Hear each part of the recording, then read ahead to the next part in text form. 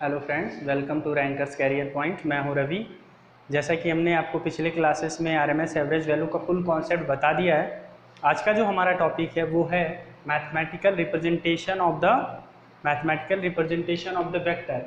Means यहाँ पे मैं ये क्यों बताना चाह रहा हूँ, ये मैथमेटिक्स का पार्ट है। नो डाउट्स आपने हाई स्कूल इंटरमीडिएट में अच्छे से पढ़ा होगा इसके बारे में, बट हम जब भी एसी आपको पढ़ाना शुरू करते हैं तो थोड़ा सा इसके बारे में चर्चा करते हैं। इसका रीज़न क्या होता है कि एसी में जो भी हमें काम करना है वो वेक्टर पे करना है, और वेक्टर का सिंपली आपको फॉर्म पता होना चाहिए कि हम उसको कितने फॉर्म में रिप्रेजेंट करते हैं। बाकी उसका एडिशन, सब्ट्रैक्शन, ये सारी चीज़ें कैसी होती हैं, किस तरीके से हम उसको फ़िलहाल जो है उसका मल्टीप्लिकेशन, डिवाइडेशन, ये सारी चीज़ें कैसी होती हैं, ये आपको जानना बहुत ज़रूरी है।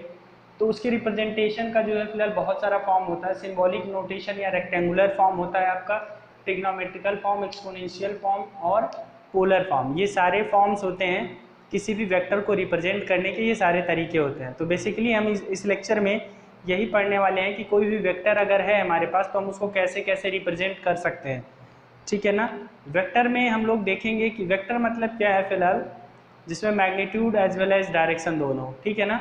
तो हम लोग यहाँ पे यही चीज़ देखने वाले हैं कि अगर कोई भी हमारे पास क्वांटिटी है तो उसको हम लोग किस तरीके से रिप्रेजेंट करेंगे। उससे पहले हम आपको फिलहाल सबसे पहले आपको मैं रेक्टेंगुलर फॉर्म मतलब सिंबॉलिक नोटेशन बताऊंगा।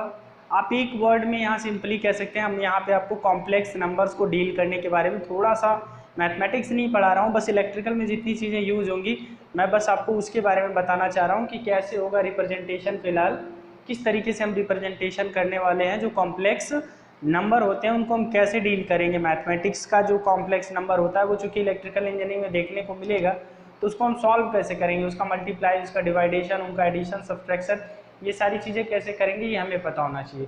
तो चलिए देखते हैं आज के इस वीडियो में क्या है हमें जानने को।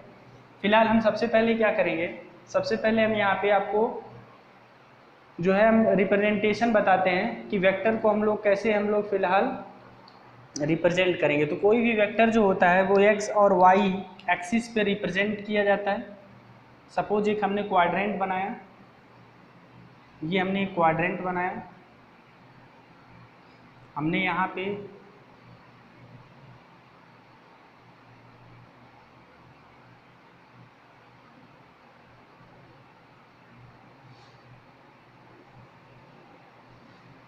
ये हमने एक हमारा वेक्टर है, मान लीजिए E1। सिमिलरली ऐसे ही हमारा एक और कोई वेक्टर है E1 का, ये E2, इधर मान लीजिए ये E3, E4 मान लीजिए इसको मान लीजिए E3, या इसको E2, इसको E3, इसको E4, क्वाड्रेंट वाइज मान लेते हैं। हम लोग क्या देखेंगे, इनका रिप्रेजेंटेशन देखेंगे हम कैसे रिप्रेजेंट करते हैं। और नो डाउट ये आपका वाई एक्सिस है, ये आपका एक्स एक्सिस है।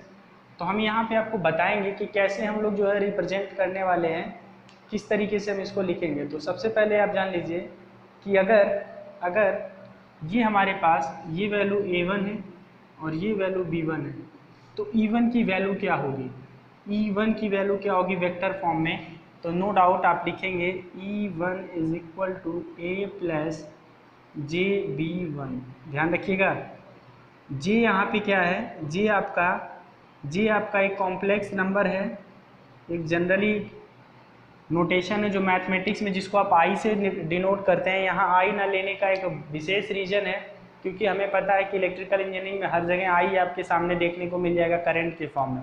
दैट्स वाई यहाँ हम जो कॉम्प्लेक्स नंबर को रिप्रेजेंट कर रहे हैं उसको हम लोग जे से रिप्रेजेंट कर रहे हैं, आई का यहाँ पे यूज़ नहीं कर रहे हैं। तो यहाँ पे आपके पास क्या देखने को मिलेगा, E1 is equal to JB1। अब यहाँ E2 इज इक्वल टू, मान लीजिए ये वैल्यू आपका जो है A2 है और ये वैल्यू B2 है।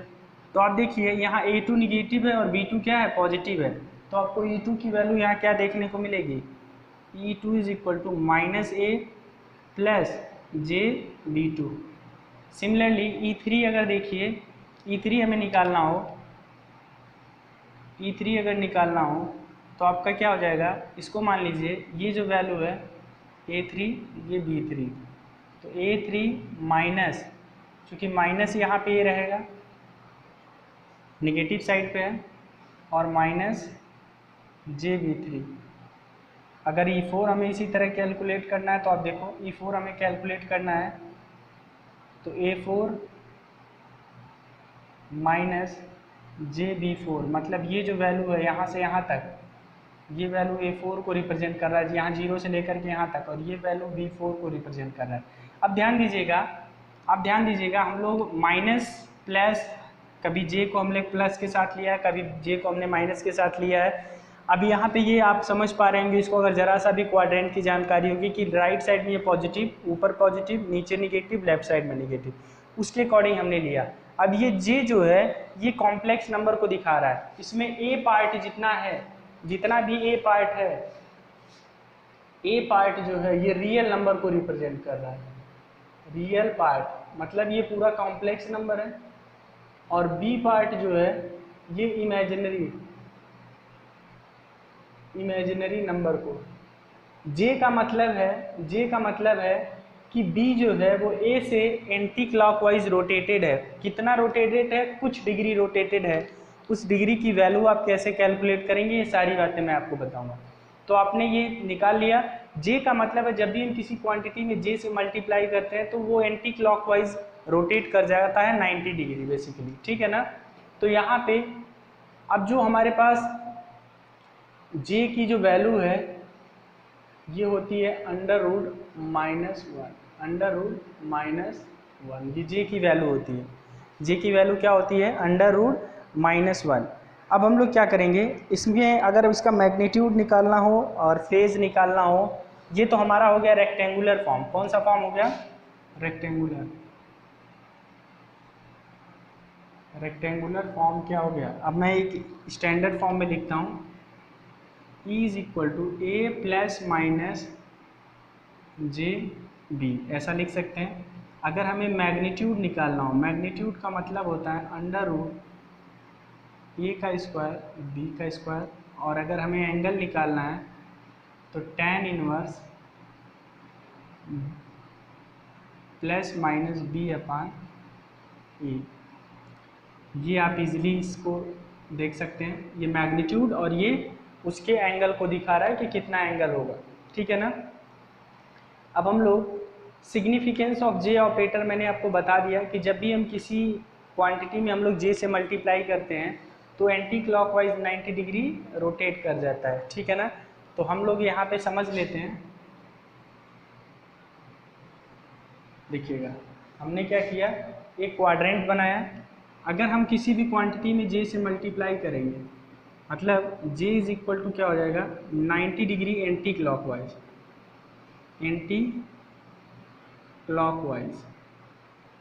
इसकी वैल्यू क्या होगी? Under root -1। इसकी वैल्यू क्या होगी? Under root -1। J स्क्वायर अगर मैं कर दूं तो नो डाउट 180 डिग्री हो जाएगा, मतलब एंटी क्लॉकवाइज 180 डिग्री चला जाएगा।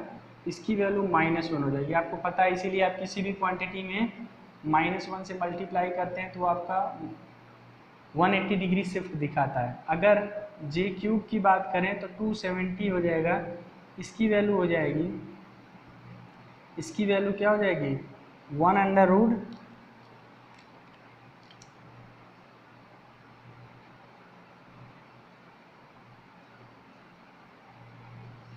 ये आपको देखने को मिलेगा। अगर आप J क्यूब की वैल्यू देखेंगे, इसको आप दूसरे टर्म में कह सकते हैं, -J, मतलब ये यहाँ से चलेगा, यहाँ के लिए आएगा, और J के पावर 4 किसको रिप्रेजेंट करेगा? 360 का मतलब +1, मतलब ये आपका रिप्रेजेंट कर रहा है J को, ये रिप्रेजेंट कर रहा है J स्क्वायर को, ये रिप्रेजेंट कर रहा है J क्यूब को, और यहाँ से फिर यहाँ आना जो है ये J के पावर 4 को रिप्रेजेंट कर रहा है, ठीक है ना। तो जैसे जैसे आप J से मल्टीप्लाई करते जाएंगे इस तरीके का रोटेशन आपको देखने को मिलेगा। मतलब 90 का मतलब J से मल्टीप्लाई, 180 का मतलब J स्क्वायर, 270 इस तरीके से। फिलहाल J का सिग्निफिकेंस मैं आपको बता रहा था। After the multiplying in any quantity with the J, that quantity rotates anti clockwise from the x axis. जो हमारे पास एक्स एक्सिस है वहाँ से एंटी क्लॉकवाइज रोटेट कर जाएगा, ठीक है ना। तो आपको ये आइडिया बहुत अच्छे से इसके बारे में होना चाहिए कि कैसे हम इसका रिप्रेजेंटेशन देखेंगे, ठीक है, कैसे हम इसको हम लोग कैलकुलेट करेंगे, मैग्नीट्यूड और एंगल कैसे कैलकुलेट करेंगे। बहुत हेल्पफुल है ये आपके लिए, ठीक है ना, ये आगे चल के आपको बहुत फिलहाल काम करेगा आपके लिए।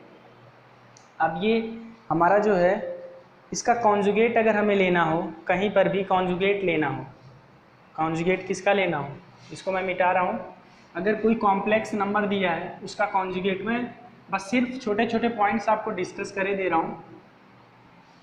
देखिए अगर हमें कॉन्जुगेट लेना हो किसका, कॉम्प्लेक्स नंबर का, मान लीजिए e is equal to A plus J B हमें दे रखा है, इसका कॉन्जुगेट लेना हो तो हम इस तरीके से रिप्रेजेंट करेंगे ए माइनस जे बी।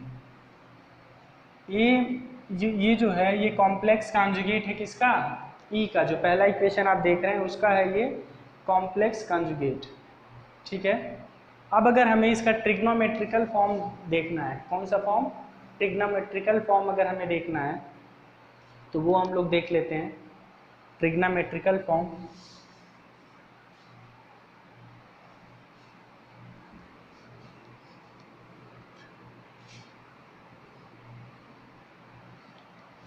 ट्रिग्नोमेट्रिकल फॉर्म देखते हैं।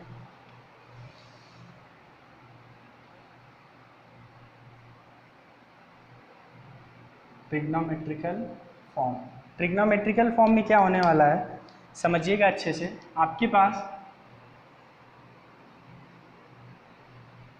अगर मैं कहूँ ये आपका थीटा है या फाई है, कुछ भी ले लीजिए, ठीक है ना, ये कोई क्वांटिटी है ई, ये कोई क्वांटिटी है ई, और मैं आपसे बोलूँ ये क्या होगा तो आप कहेंगे भैया ये तो horizontal component E cos theta हो जाएगा, ये हो जाएगा ई साइन थीटा वर्टिकल कंपोनेंट। कैसे हो गया भाई, आप देखो ये बेस है, ये परपेंडिकुलर है, तो यहाँ पे आप फॉर्मूला लगा देंगे sine theta is equal to लंब बटे कर्ण मीन्स ई। तो अगर आप एल की वैल्यू निकालेंगे तो ई साइन थीटा मिल जाएगा, तो हमने यहाँ एल की जगह क्या लिखा, ई साइन थीटा लिख दिया है। इसी तरीके से आप यहाँ हो जाएगा बेस अपन जो आपका है कर्ण, तो यहाँ पे आप निकालेंगे इसकी वैल्यू, तो बेस की वैल्यू ई कॉस थीटा मिल जाएगा जब आप कॉस की वैल्यू निकालेंगे।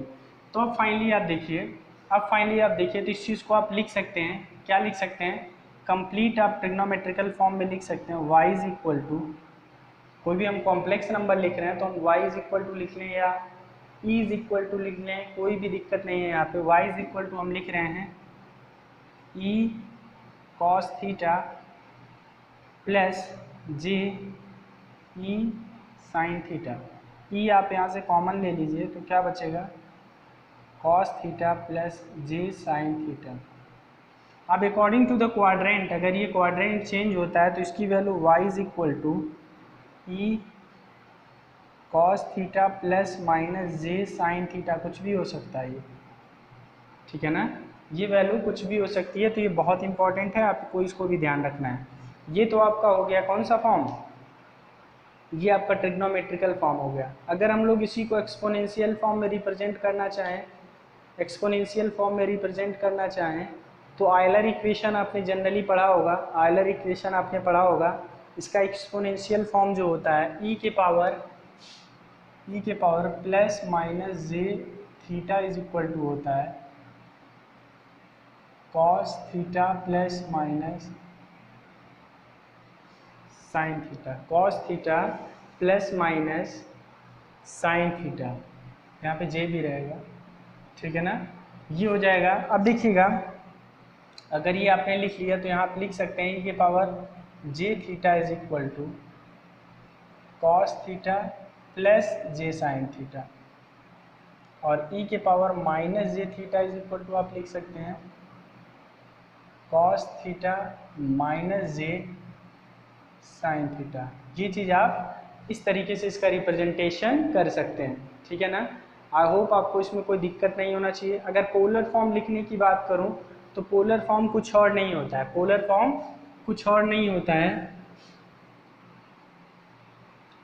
फॉर्म आपको मैंने मैग्नीट्यूड निकालना बताया है, मैग्नीट्यूड आप जनरली निकाल लेंगे, मैग्नीट्यूड और एंगल उसका लिख लेंगे, ये हो गया पोलर फॉर्म। ये क्या है, पोलर फॉर्म मतलब हम यहाँ E इज इक्वल टू लिखेंगे magnitude of E angle with theta या फाई, जो भी आप लेकर चलें, फाई लेकर चलें या थीटा। मैं थीटा लिया हूँ तो थीटा ही ले लेता हूँ, स्टार्टिंग में फाई ले लिया था तो अभी आप थीटा लेकर के चलिए। तो ये आपका पोलर फॉर्म हो गया। यहाँ ई क्या है, मैग्नीट्यूड है, थीटा क्या है, एंगल है, ठीक है ना। तो ये इतनी चीज़ें आपको पता होनी चाहिए इसके बारे में कि आप कितने तरीके से एक कॉम्प्लेक्स वेव को रिप्रेजेंट कर सकते हैं। अब देखिएगा मैं इसको मिटाता हूँ, इसकी समरी मैं आपको बस फटाफट बता दूँ, इसकी समरी में बता दूँ ताकि आपको कोई कन्फ्यूजन ना हो। ये हमारे पास कोई कॉम्प्लेक्स नंबर है, इसको कितने तरीके से रिप्रेजेंट करते हैं फटाफट देखते जाइए। तो सबसे पहला रेक्टेंगुलर फॉर्म,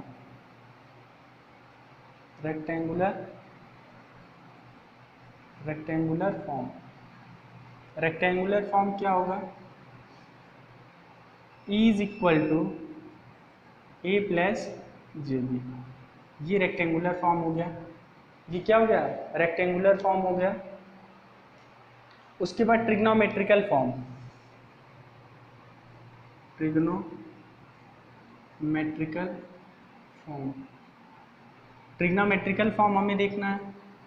तो E is equal to E cos theta plus minus J sine theta, plus minus कुछ भी हो सकता है। ये हमारा ट्रिग्नोमेट्रिकल फॉर्म हो गया। पोलर फॉर्म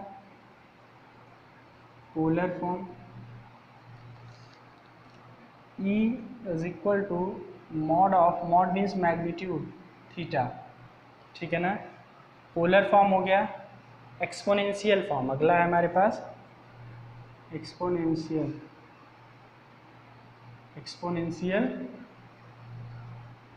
इस साइड में लिख लेते हैं, exponential form E is equal to क्या हो जाएगा, exponential E is equal to क्या हो जाएगा, सॉरी E के power plus minus J theta is equal to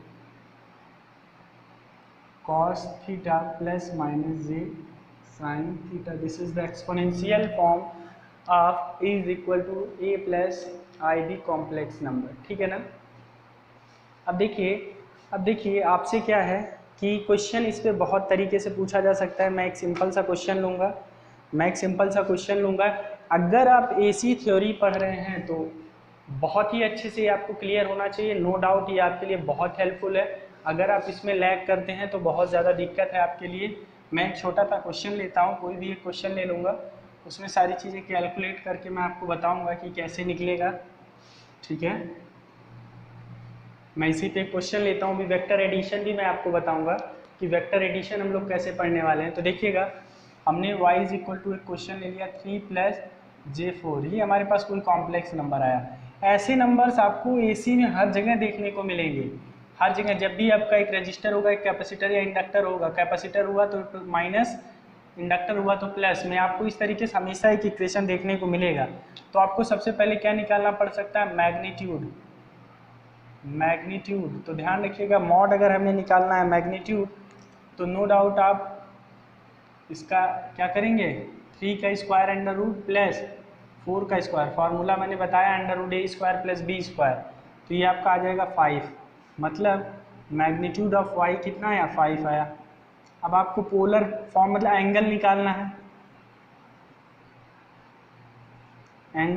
है, थीटा इज इक्वल टू क्या हो जाएगा, tan inverse complex form upon real part, मतलब complex part upon real part. इसको आप सॉल्व करेंगे तो 53.1 डिग्री समथिंग आएगा। मतलब अगर इसको आप रिप्रेजेंट करना चाहते हैं तो देखिए ये जो वैल्यू हो गया, ये जो वैल्यू है ये कितना है, 3 है, ये कितना है, 4 है, ये कितना एंगल है, 53.1। इसका मैग्नीट्यूड जो आपने निकाला पूरा, ये मैग्नीट्यूड कितना है, 5 है, ठीक है ना। मैग्नीट्यूड इसका 5 है, तो ये रिप्रेजेंटेशन इसका हो सकता है। अगर आप रिप्रेजेंट करना चाहते हैं तो ये थीटा एंगल हो गया, ठीक है। सो इस पर किसी भी तरीके का दिक्कत नहीं होना चाहिए। मतलब अगर इस तरीके का कोई सिग्नल आपको डायरेक्टली दे करके बोले इसका कॉम्प्लेक्स नंबर लिखिए, या कॉम्प्लेक्स नंबर दे करके बोले इसका आप फेजर डायग्राम बनाइए, तो फटाक से बना देंगे। मतलब अगर आपके पास ये है y इज इक्वल टू 3 + 4, तो इसका अगर आपको क्या बनाना है, फेजर बनाना है, तो आपको पता है 3 अगर पॉजिटिव में है मतलब x एक्सिस पे 3 जाएंगे, और अगर +4 J4 है तो हम लोग y एक्सिस पे पॉजिटिव में मतलब फर्स्ट क्वाड्रेंट में पढ़ने वाला है, तो वेव फॉर्म आप यहाँ पे फर्स्ट क्वाड्रेंट में ड्रा करेंगे। अगर यहाँ निगेटिव हो जाए तो आपको अच्छे से क्लियर होना चाहिए कि ये सीधे तब कहाँ जाएगा, अगर निगेटिव होता है तो ये फोर्थ में चला जाएगा, ठीक है ना। अगर दोनों निगेटिव होता है तो थर्ड क्वाड्रेंट में चला जाएगा। तो ये फेजर डायग्राम के लिए आपके काफ़ी यूजफुल होगा। मतलब अगर इतना आपको पता है तो कोई दिक्कत नहीं होने वाली है। मतलब अगर आप जानते हैं कि E is equal to A plus JB ये फर्स्ट क्वाड्रेंट है, E is equal to -A plus JB ये सेकेंड क्वाड्रेंट है, E is equal to +A - JB या -A ये थर्ड क्वाड्रेंट है, और अगर आपको पता है E is equal to A - JB ये फोर्थ क्वाड्रेंट है। तो नो डाउट आपको फेजर डायग्राम बनाने में कहीं भी दिक्कत नहीं आनी है, और ये सब बहुत इंपॉर्टेंट है फेजर डायग्राम के लिए। अगर आपको ये नहीं आता है तो ये समझ लीजिए कि फिर फेजर डायग्राम में बहुत सारी दिक्कतें होनी है।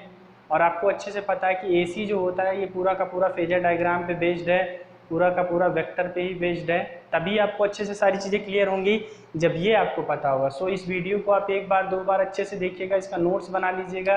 अगर आप इंटरमीडिएट और BA BSc करके बैठे हैं, मैथमेटिक्स से अच्छे से आपको मैथमेटिक्स आती है, तो नो डाउट ये आपको पता होगा। बस मैंने इलेक्ट्रिकल इंजीनियरिंग में मेरी ये फ़िलहाल वो है आदत है, कह सकते हैं कि AC पढ़ने से पहले हम इसके बारे में थोड़ा सा जानते हैं। सो मैं यहाँ पे आपको इसके बारे में पूरी तरीके से बता दिया। अब मैं एक छोटा सा मैं आपको बताता हूँ कि अगर कोई 2 वेक्टर ऐड हो रहे हैं, ज़्यादातर हमें यही देखने को मिलता है, अगर ऐड हो रहे हैं तो हम लोग कैसे उसका रिप्रेजेंटेशन देखेंगे, एडिशन कैसे देखेंगे। तो देखिएगा, हम एडिशन आपको बताते हैं।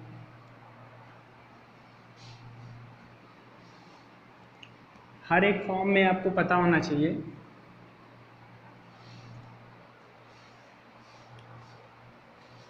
Vector addition. वेक्टर एडिशन हम लोग देखेंगे।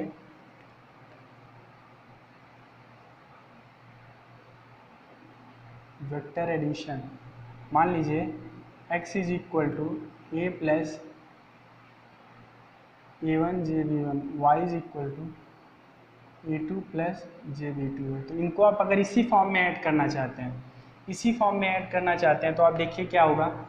कुछ नहीं, बहुत ही सिंपल है। आप क्या करेंगे, x plus Y is equal to A1 plus JB1 plus A2 plus JB2। आप जो रियल पार्ट हैं एक साथ ले लीजिए, A1 plus A2 plus JB1 plus B2, ठीक है ना।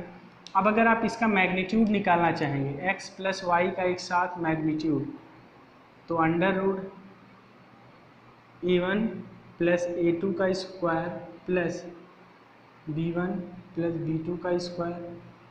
अगर आप इसका फाई एंगल निकालना चाहते हैं तो tan inverse B1 plus B2 अपान A1 प्लस A2, ये आपका फाई हो जाएगा, ठीक है। अगर इसका आपने पहले से ही पोलर निकाल के अब तब इसको ऐड करना चाह रहे हैं आप, मतलब अगर इसका इसको आपने कैलकुलेट कर रखा है मैग्नीट्यूड ऑफ x एंगल θ1 और मैग्नीट्यूड ऑफ y एंगल θ2, तो नो डाउट आपका magnitude x θ1 plus magnitude y angle θ2 आप ऐड करेंगे, ठीक है ना। पोलर फॉर्म सेट करके आप इजीली कैलकुलेटर में इसको कैलकुलेट कर सकते हैं। अगर यही चीज़ आप डिवाइड करते हैं, ये तो नॉर्मल एडिशन हो गया। अब इनका मल्टीप्लिकेशन कैसे होगा। एडिशन आपने देख लिया, मैं मल्टीप्लिकेशन आपको बताता हूँ।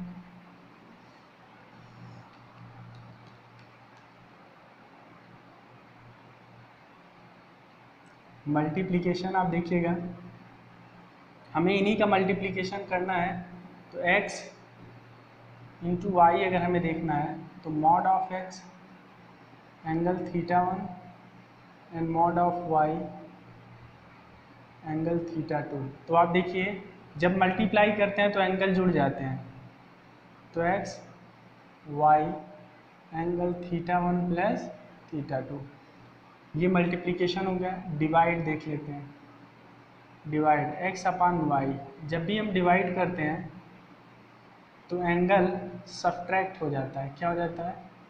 सब्ट्रैक्ट। यहाँ mod of x mod of y angle θ1 minus θ2, θ1 minus θ2, इस तरीके से इसका डिवाइड हो जाएगा।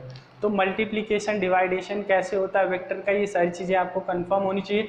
आप यहाँ पे भी मल्टीप्लिकेशन इसका देख सकते हैं एक्स वाई का, तब सिंपली होगा। जैसे अगर आपके पास ऐसे एक फंक्शन दे दे एक्स प्लस वाई, मतलब x1 y1 और x2 y2, अब इसका आप मल्टीप्लाई करते हैं तो कैसे करते हैं? पहले इसका इसमें, फिर इसका इसमें, फिर इसका इसमें, फिर इसका इसमें, ऐसे करते हैं। सिंपली अगर इसका डायरेक्ट मल्टीप्लाई कराए तो पहले a का a2 में, फिर a1 का b2 में, फिर इसका जो है b1 का इसमें, फिर b1 का इसमें, तो फाइनली उस तरीके से आप मल्टीप्लिकेशन भी देख सकते हैं।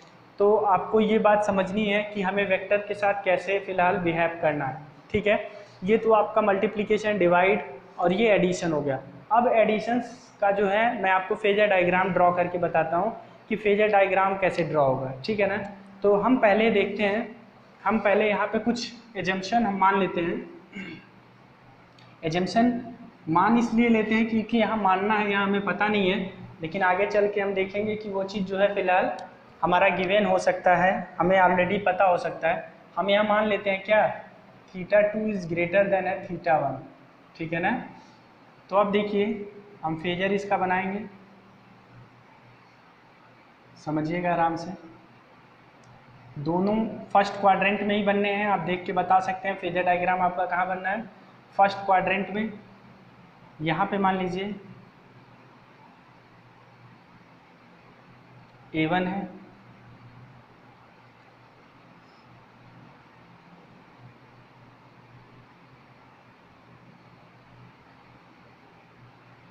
मतलब यहाँ कहीं B1 है।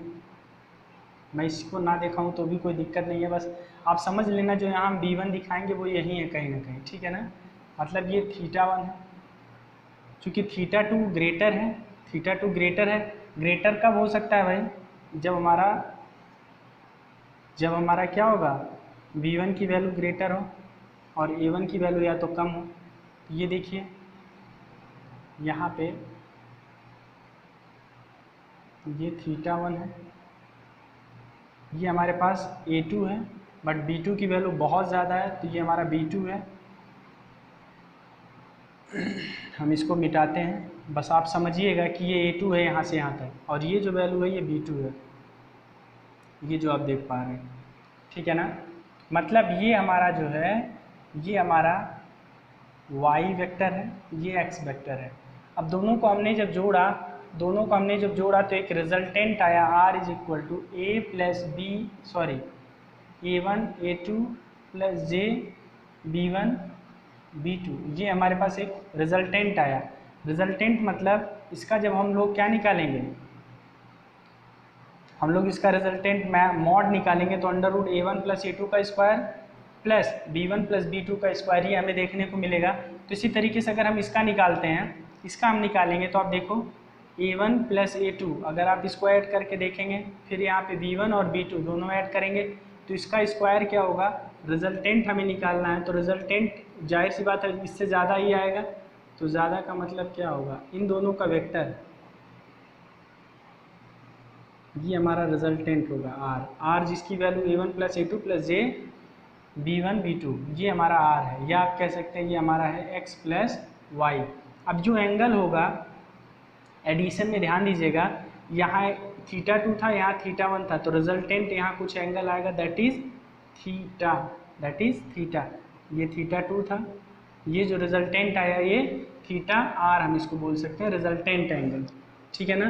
तो नो डाउट फेजर डायग्राम ये इस तरीके से आप ड्रॉ करना सीख लेंगे बहुत अच्छे से, ज़्यादा कुछ इसमें है नहीं। आपको नॉर्मली अगर आपको क्वाड्रेंट आता है, आपको वेक्टर का थोड़ा बहुत नॉलेज है, तो आपको एसी में दिक्कत नहीं होना है, क्योंकि ये बहुत ही इंपॉर्टेंट टॉपिक है, एक तरीके से कह सकते हैं आप एसी का।